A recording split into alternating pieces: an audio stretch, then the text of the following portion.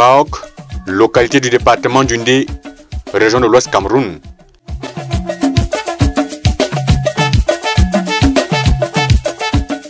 Les Baokais furent les premiers habitants du département d'Undé. Les 3/4 de la superficie actuelle de Baranté appartenaient au peuple Baok.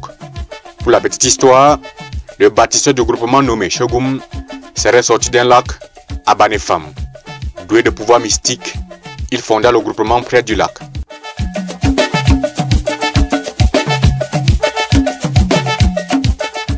Très généreux, il accueillit les paysans venus de Bangou, du Onkam et du Nour qui finirent par gagner sa confiance et s'allièrent à lui pour agrandir son territoire et ses émigrés, lui confèrent le titre d'Umve, qui signifie le chef initiateur.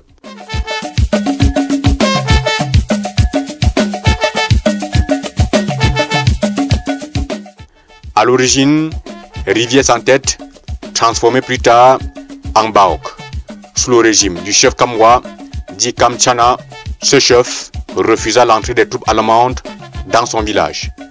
Écœurés par cette attitude, les autres chefs des villages voisins formaient un front contre lui avec la participation du commandant allemand qui envoya un commando fusiller le dit chef.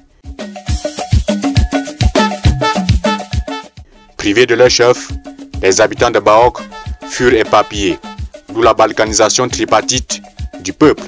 Certains ont trouvé refuge dans le nord-ouest, d'autres dans les départements de Bamboutos et d'Undé. Sur le plan politique, Baok est un bastion du RDPC.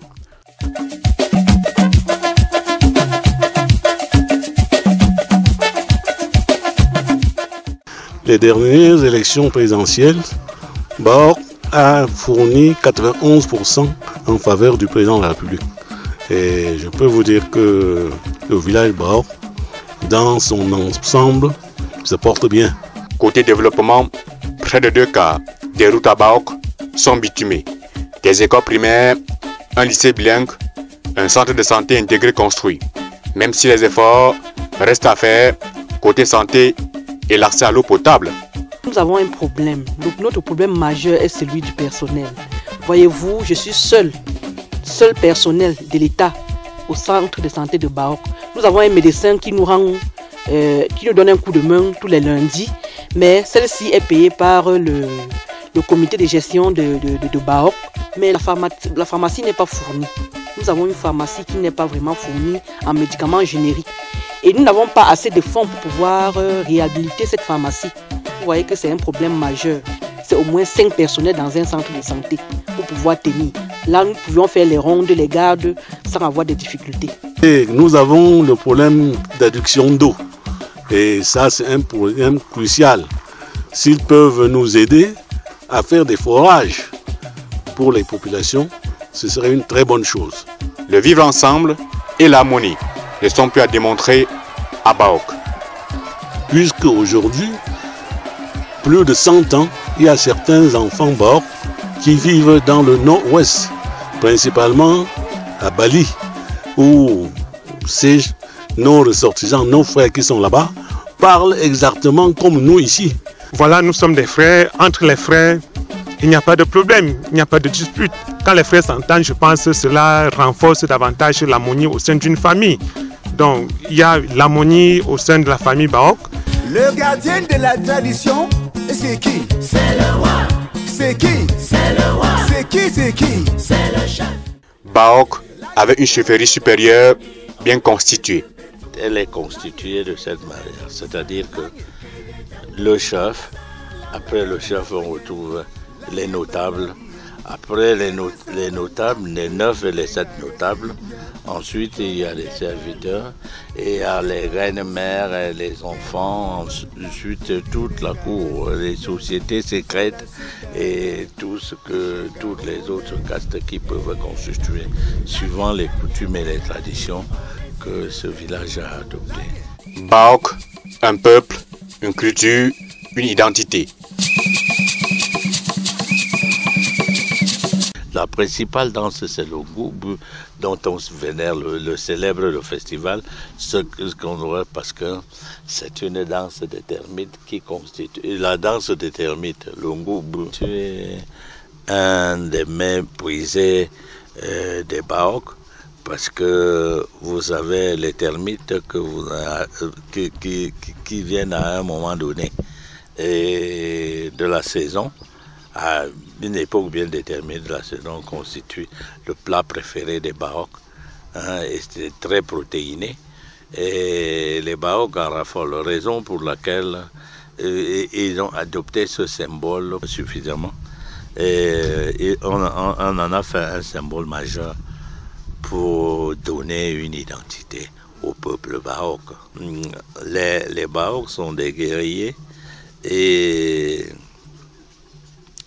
sont au départ des guerriers, ils sont au départ des travailleurs aussi, ils sont au départ des gens qui sont installés dans une localité où ils vivent depuis très longtemps, en proie à toutes les activités que cela peut comporter. C'est-à-dire que le travail, l'agriculture, la chasse, peut-être pas que nous sommes dans une zone de savane où on ne peut pas parler de cueillettes ou de trucs, mais tout, ils pratiquent l'agriculture pour la subsistance et l'exploitation, parce que et nous voulons rassembler toutes nos forces pour essayer de promouvoir le développement et l'épanouissement de l'homme Baok.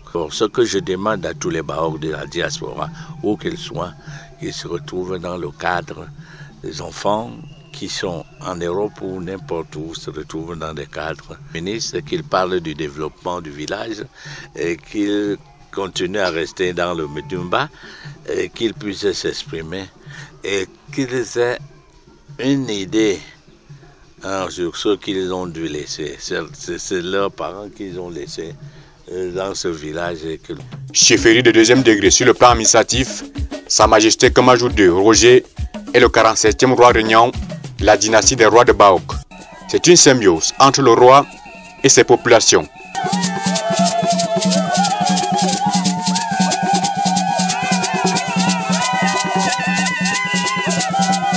Avec une superficie de 10 km², la population de Baok est estimée à plus de 3500 habitants. Le village est constitué de 6 quartiers et est situé à 7 km du centre urbain de Baganté. La langue Medjumba, couramment utilisée sur l'ensemble du département du Ndé, est le dialecte de la localité.